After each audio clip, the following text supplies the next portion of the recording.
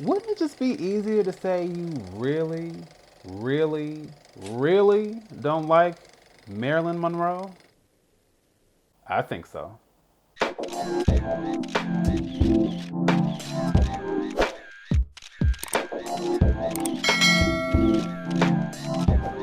Hey everyone, this is D, Movieman, fellow cinephile, popcorn addict, and emerging film critic, coming to you with reliable recaps, reviews, and reactions. And today, I'm coming to you all with a review for Blonde, written and directed by Dominik, starring Ana de Armas, Adrien Brody, and Julianne Nicholson. Story-wise, this is based on the 2000 novel of the same name by Joyce Carol Oates, centered around a fictionalized take on the life and career of actress and Hollywood icon Marilyn Monroe. So, I'm going to start with the pros. Yes, believe it or not, there are pros. So to start off, I must say that the visual style and cinematography in this film is stunning. Chayse Irvin is our cinematographer here, and he's previously worked on films like God's Creatures, Black Klansman, Hannah, and Beyonce's visual album, Lemonade. Out of everything here, I would have to say that it's the visuals that really stood out the most, and I can definitely say that they are the most noteworthy element of this film. There are so many moments where we're seeing scenes play out in black and white as well as color. And I just thought the styles were just so vivid and so distinctive and just beautifully made. Objectively speaking, I did think the performances, for the most part, were fairly top notch. I do think that Ana de Armas is really giving her all as a performer. This version of Marilyn Monroe, yes, I did say version, it calls for a lot of expressions of grief, of angst, of loss, and despair. And I think that she really does pull a lot of that out. You can see that, it's not easy to really go there, especially in the way that this film requires her to. So I can definitely say that she's really pulling, forth a really strong performance from that standpoint. And I also thought she did a fairly solid job portraying the more glamorous aspects of Marilyn Monroe. Yes, we can argue about how much she may or may not look like her, but there were some moments where I thought that aspect of it was actually pretty effective. I also really liked Adrien Brody as Arthur Miller, and I actually wish we had gotten a lot more of him. There was just something very grounded and just very simple and straightforward about his performance, and I really appreciated what he brought to that role.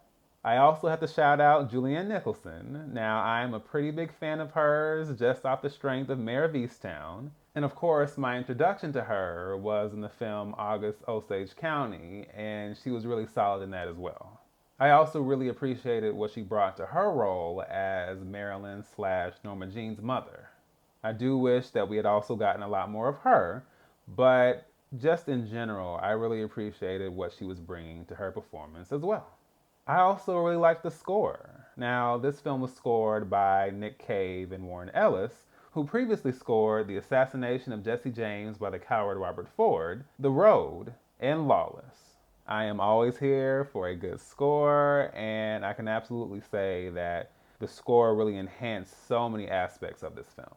Lastly, I do think that there are moments where the iconography and the imagery and the impact of Marilyn Monroe and who she was really does shine here. Specifically, I'm referring to the scene where we see the massively famous scene from The 7-Year Itch with the white dress over the subway grate. I really appreciated how that scene played because even though it was very simple and straightforward, I really felt the gravitas of that moment. And even with the optics of that scene, and you'll know what I'm talking about if you've seen it, I still really appreciated how it really showcased how in control she was and just the power of imagery and iconography. And, that moment really, cemented her as this star, as this icon, as this, legend in a sense. And there was something so impactful about the way that scene played, especially with the score and the visual style and just the way that whole scene played, I just felt like, yes, like, I get it. It makes sense.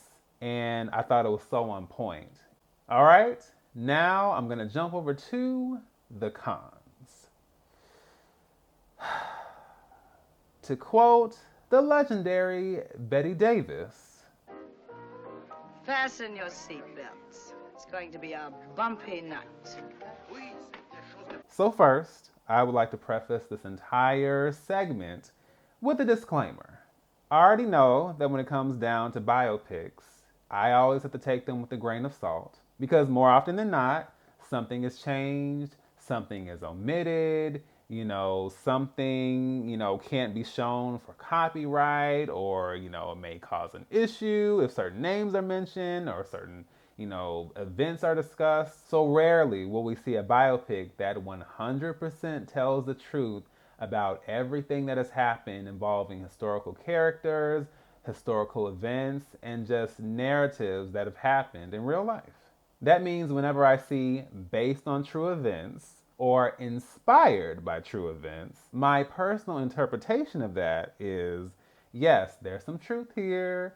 Yes, there are real people. There's some actual history here. But we're going to throw some sauce in the mix to make this a lot more interesting and just to give this a little something, like let's spice it up a little bit. I would also like to say that when it comes down to portrayals of real life people, of celebrities, of public figures, no matter how we might choose to see them, when it comes down to it, these are human beings, these are just people. Which means that they are subject to human errors and, human failings, moral errors and failings, and, the list really goes on from there. Some of those things are not pretty, and it's really not fun sometimes to have to acknowledge and explore those things. There are times where families of famous figures want to protect the image of that person and they don't want certain things to be shared or showcased. Sometimes that happens with the actual figure if they're still living and they're very conscious about what is said about them and how they're depicted as well. So I just really wanted to make it clear that there may be times with all that in mind that we may have to acknowledge certain truths about the people that we appreciate in that way and allow space for that. We have to acknowledge sometimes the reality of some of these people that we appreciate and, maybe idealize in some way. Just understanding that ultimately there's a complexity and a humanity and a depth to these people that sometimes we don't always recognize. However, with that being said, what this film does is extremely, extremely questionable. I actually spent the majority of this film just watching the screen and saying, "What the f-?" Now I'm going to throw in another quick pro, and I'm going to kind of transition into the cons with this pro. There's a point in this film where Marilyn arrives on the red carpet and, she's smiling, there's the paparazzi, and she sees the faces in the crowd. Now, I'm not going to lie. At one point, I literally jumped because, when she looks at their faces, we see these really warped expressions, and I guess I just wasn't expecting that. Really didn't see that coming. And I think that's another scene where the idea of what's being showcased is very, very intriguing. As a person who is placed in the spotlight, who is placed in front of all these people and these cameras and all this publicity and, the media and so on and so forth, like, what does it look like from the vantage point of that person to see that? What does it feel like? How do you deal with that? Like, what is that? And I think had we taken what was presented in that scene and then decided to build off of that, I think this would have been a very, very different film. It was almost like this abstract horror idea, which actually could have worked, honestly. I've actually had the opportunity to physically read and then listen to the audiobook of Get Happy, which is the biography of Judy Garland. And it is safe to say that there's a whole lot in that book, Judy Garland aside, that you could definitely deem horrifying. I mean, just looking at the nature of these film studios, the people in charge, these producers, these studio heads, and I mean, there was just a whole lot that I was not aware of. Now, mind you, I was aware that Hollywood had some stuff. I've watched all kinds of shows. I even remember watching Mysteries and Scandals when I was a kid on the E! Channel. And I understand that, Hollywood is far different from the imagery that surrounds it. I even referenced that fact in my Last Night in Soho review because that film does deal with something similar. It's not the film industry necessarily, but it is dealing with the exploitation of dreams, of aspirations, and the beauty and glamour of fame. And with that as a foundation, I could really see where this film had the potential to really go there and really take that idea and really flesh it out. But the problem is this film does not do that. It's really weird because it's there are moments where it feels like the film is trying to highlight that there was more to Marilyn Monroe beyond her persona, which was the case. And it's almost like we see moments that are trying to point towards that fact. They even mention the fact that she actually read books by the Russian novelist Fyodor Dostoevsky. But rather than showcase the exploitation that she had to contend with and really use that to create a very compelling narrative that deals with her experience there and maybe some other significant aspects of her life, we instead use a bunch of graphic, over-the-top, in-your-face imagery and shock value to basically shoehorn her into the same stereotype and image that has been perpetuated by the media for decades. Now, when this was rated NC-17, I pretty much knew then what kind of road we were going down. Like I said before, seeing the ugly side of glamour, of fame, of, iconography, and, just Hollywood and all of that, that is a great idea. And it would be so easy to really build upon that idea. But my question is, what was the goal here? What was the point? What are we supposed to walk away with? Can anyone tell me? And that's a huge part of my issue with this film. It gives no insight, no real understanding of who Marilyn Monroe or Norma Jean was, either as a human being, as an actress, as a beauty icon, as a Hollywood starlet, as, this persona. I got nothing. My takeaway was she got battered, she got bruised, she got abused, she got exploited, and in between those moments, she was a kind of a good actress. Is there some truth to this? Yes. But to me, I feel like it's a waste of resources, of time, of opportunities to have nearly 3 hours worth of film and spend a significant amount of that time on CGI fetus close-ups, interuterine POV shots, domestic abuse and smackdowns, on sexual assault, on random menage-a-trois scenes, and the list goes on. I knew what time it was when we got this whole side plot involving Marilyn Monroe entering into this trio situationship with Charlie Chaplin Jr. and Eddie Robinson Jr. And as soon as I saw this scene of the three of them sitting inside of a movie theater, pawing and groping and licking and all over each other like some unhinged exhibitionists, I was like, what are we doing? I didn't have to Google anything to know that I was watching some BS. And that's when I mentally checked out because it's like, why are we doing this? Like, what is the goal here? Like I said, I understand, liberties. I understand some changes here, there, throwing in some sauce. Lies and aggressive lies? I just think that's another thing entirely. What's even more annoying is that this film, even from a writing perspective, is not even smart enough to deal with its trauma narrative in a smart or profound way. If we are going to deal with trauma, can we not have some dimension, some intelligence, some kind of depth? Gee, Marilyn Monroe has daddy issues. Let's make sure that every relationship she's in, she refers to the man as daddy. There's the ticket. Hey, Marilyn Monroe struggled with having a child and potentially conceiving one.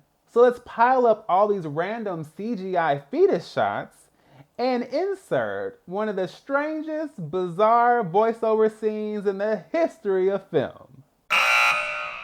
And for good measure, let's throw in some fictionalized assault scenes as well.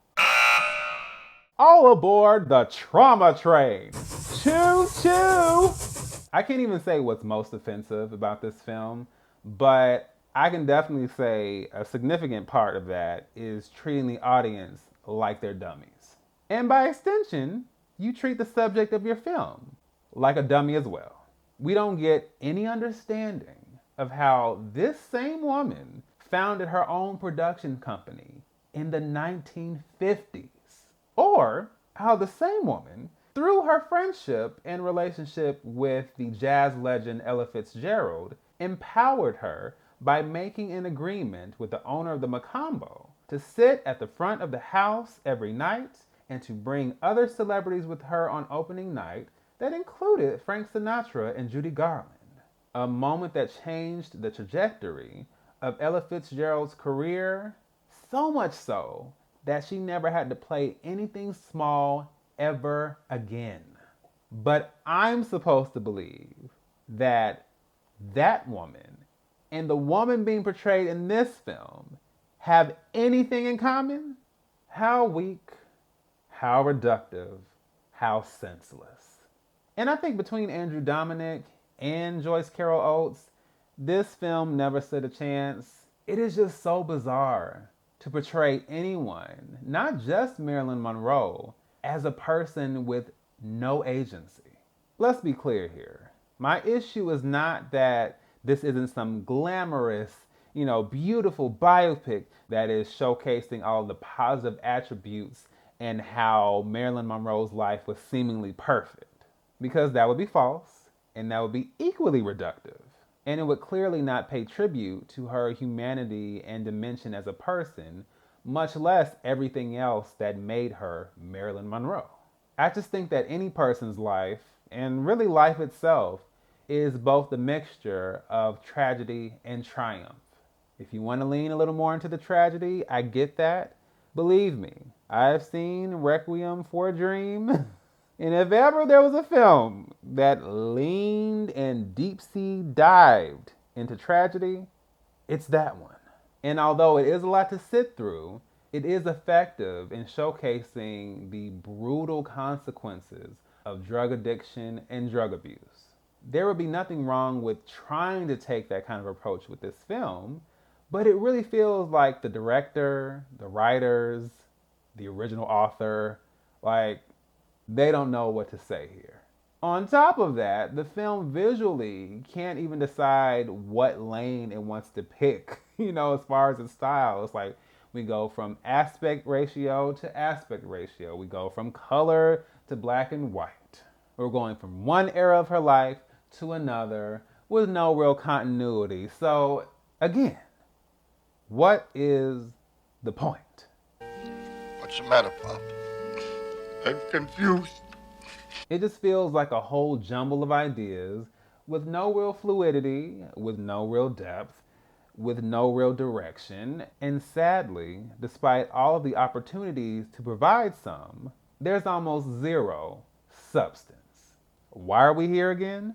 So, I'm going to give Blonde a D minus. D for dumb, D for denigrating, D for dull, D for distasteful, D for diminutive. The list goes on. As a matter of fact, I can honestly say it would probably be a much more rewarding and fun experience listing all the negative adjectives I felt about this film that starred with the letter D. Ultimately, Blonde is just a fiasco of a film. Not because it wants to explore the negative aspects of Marilyn Monroe's life and really delve into some of the things she might have experienced, but because it doesn't know how to explore it and ultimately boxes her into the same image she was plagued by in life. I think the worst part is that Blonde is not here for us to gain insight into Marilyn Monroe. Blonde is here just so we can use the name of Marilyn Monroe and all of the popularity and controversy attached to it to create a film with shock value and explicit graphic imagery and controversy for the sake of shock value, explicit graphic imagery, and controversy. And that, in and of itself, is the biggest failure of all. Blonde is currently streaming on Netflix. You guys feel free to check it out, I guess. Leave your thoughts below and let me know what you think. So, once again, this is D Movieman signing off, and I'll see you at the movies.